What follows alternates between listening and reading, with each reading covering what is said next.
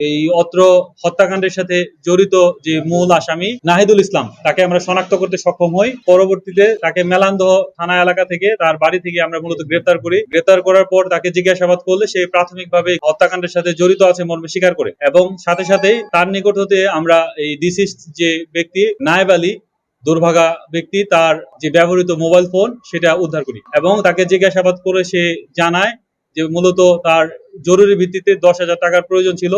সেই 10,000 টাকার জোগাড়ের জন্যই সে তার সহযোগীদের সাথে পরিকল্পনা করে যে কোনোভাবেই হোক একটা অটোরিকশা যদি তারা চুরি বা ছিনতাই করতে পারে তাহলে তার টাকার আপাত সমাধান হবে। সেই চিন্তা থেকেই মূলত তারা এই হত্যাকাণ্ডের ঘটনাটি সংঘটিত করে। ভিকটিমের যে অটো ছিল সেই অটোটি তারা পুরা অটোটাই বিভিন্নভাবে ভাগ করে ফেলে, কেটে খণ্ড বিখণ্ড করে ফেলে। সেখান থেকে তারা অটোর যে ব্যাটারি, চাকা সহ আনুষঙ্গিক যন্ত্রপাতি সেগুলো বিভিন্ন জায়গায় বিক্রি করে আমরা ওই আসামিকে নিয়ে অভিযান পরিচালনা করি।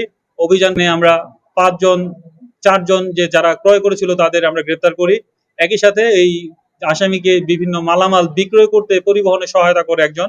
টোটাল আমরা মূল আসামি নাহিদ সহ 6 জন ব্যক্তিকে গ্রেপ্তার করি এবং বিজ্ঞ আদালতে প্রেরণ করি।